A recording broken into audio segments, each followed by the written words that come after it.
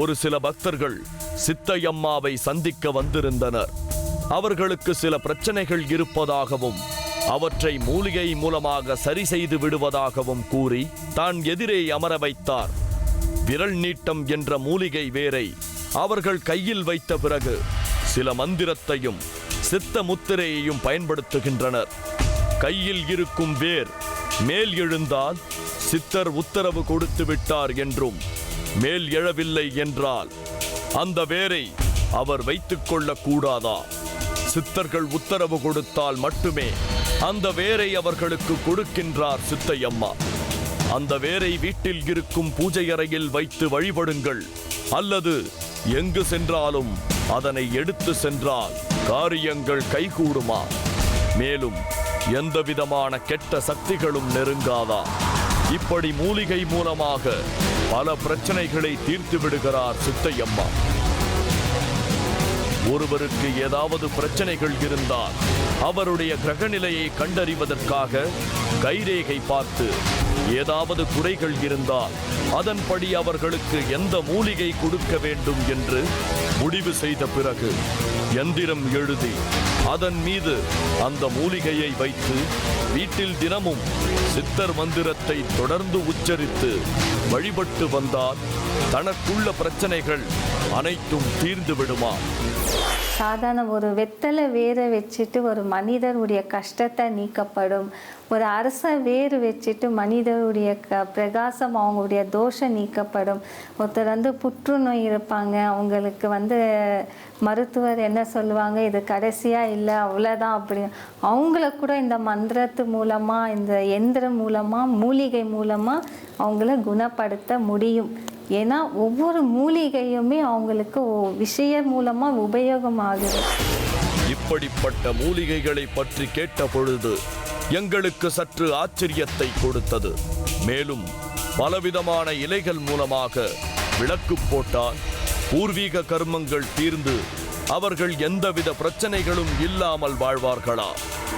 திங்கக்கிழமை பிறந்தாங்கன்னா அரச இலையில் விளக்கு ஏற்றுனா அவங்க எத்தனை ஜென்ம பாவம் ஏற்றிருந்தாலும் தீரப்படும். செவ்வாய்க்கிழமையில் மாங்காய் இலையில் ஏற்றுனா அவங்க பூர்வீக கர்மங்கள் தீர்ந்து அவங்க பாவங்கள் போகும். புதன்கிழமை பார்த்தீங்கன்னா துளசி இலையில் தீபம் ஏற்றி வழிபாடு செஞ்சால் அவங்களுக்கு எல்லாமுடைய பிரச்சனைகளும் தீரப்படும். அதே போல் குரு வில்வ இலையில் தீபம் ஏற்றணும். சுக்கிரன் வெள்ளிக்கிழமை அருகை இலையில் விளக்கேற்றணும். இப்படி சித்தர் உருவத்தில் வந்துள்ள சித்தையம்மா தன்னை நாடி வரும் பக்தர்களுக்கு ஓலைச்சுவடியை கொண்டு சித்த மந்திரங்களின் மூலமாக தன்னாலான தீர்வுகளை சொல்லி வருகிறார். நாங்களும் அவரிடம் ஆசி பெற்று விடை பெற்றோம். இந்த வடை மற்றும் மண்சோறு நிகழ்வுகளை நம்மால் படம் பிடிக்க முடியாமல் போனது. காரணம், இதனை படம் பிடிப்பது அம்மனை இழிவுபடுத்துவது போன்றதென பூசாரி மற்றும் ஊர் மக்கள் அனுமதி மறுத்துவிட்டனர்.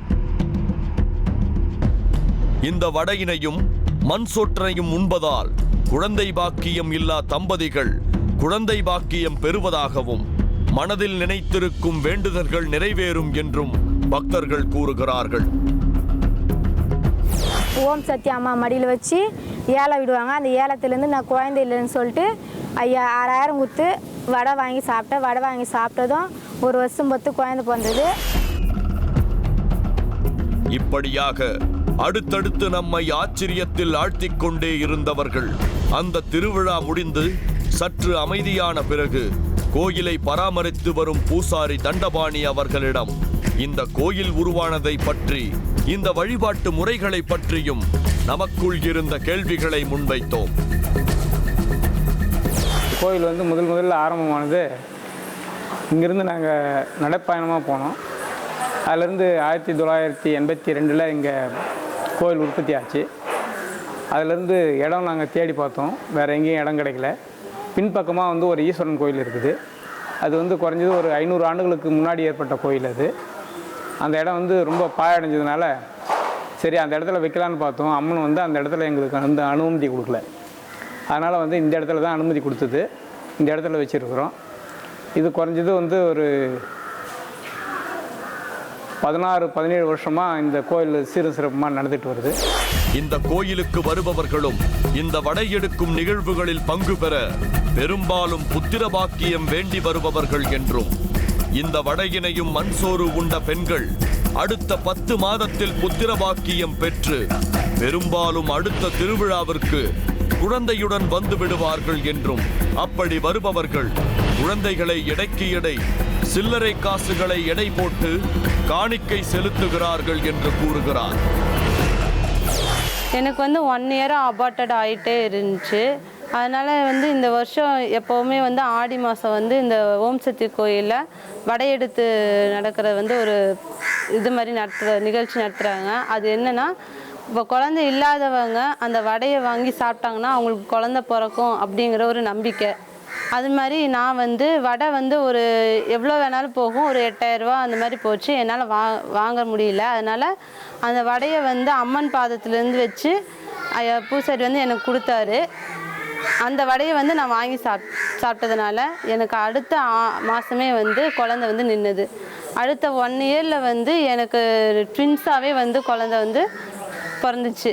நான் அதனால் வேண்டியிருந்த மாதிரியே எடைக்கு எடை போடுறேன் அப்படின்னு சொல்லி வேண்டியிருந்தேன். அதே மாதிரி எனக்கு குழந்தை பிறந்தோன்னா ஒவ்வொரு குழந்தையும் நான் அடுத்த ஆடி மாதம் எடைக்கு பணமாக கொடுத்து எடைக்கு எடை நாங்கள் போட்டோம். இப்படியாக இங்கு பலனடைந்தவர்கள் ஏராளமானோர் என்று, இதுவரை புத்திர பாக்கியம் பெற்றவர்கள் 30ற்கும் மேற்பட்டோர் என்றும் கூறுகின்றனர்.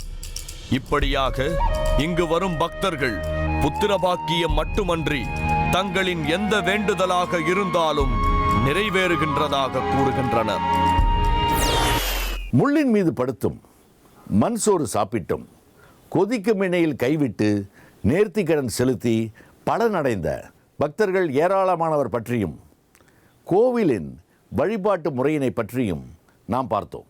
இதனைத் தொடர்ந்து திருநெல்வேலி மாவட்டத்தில் துறையூர் என்ற கிராமத்தில் உள்ள ஆலமரத்தில் தெரியும் ஆவியின் உருவம் மற்றும் அமானுஷ்யமாய் கேட்கும் ஆவியின் குரலால் அதிர்ச்சியில் உறைந்து கிடக்கும் மக்களை பற்றியும் தொடர்ந்து நிகழ்ச்சியில் பார்க்கலாம்.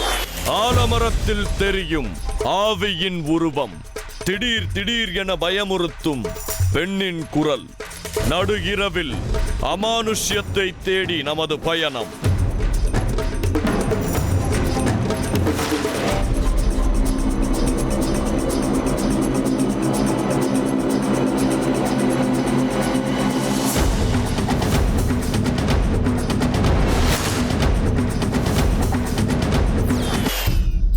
ஆவிகள் பற்றிய சம்பவங்களும் அதை பற்றிய கதைகளும் கேட்பதற்கு திகிலையும் அச்சத்தையும் ஏற்படுத்துபவை.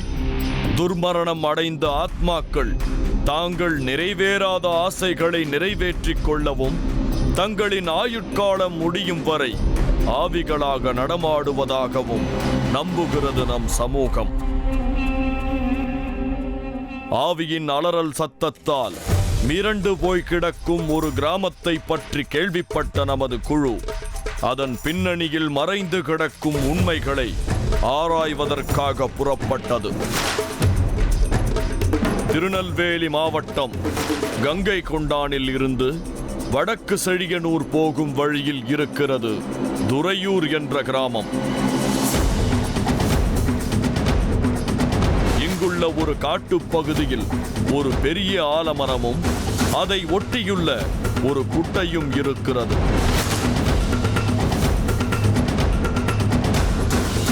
இங்குதான் ஆவியின் நடமாட்டம் இருப்பதாக அஞ்சப்படுகிறது. வெள்ளி, செவ்வாய் போன்ற நாட்களில் அலறல் சத்தம் அதிகமாக இருப்பதாகவும், சில நாட்களில் ஆலமரத்தில் ஒரு கருப்பு நிழல் திடீரென்று தோன்றி மறைவதாகவும் திகிலோடு விவரிக்கிறார்கள் இப்பகுதியை சேர்ந்தவர்கள்.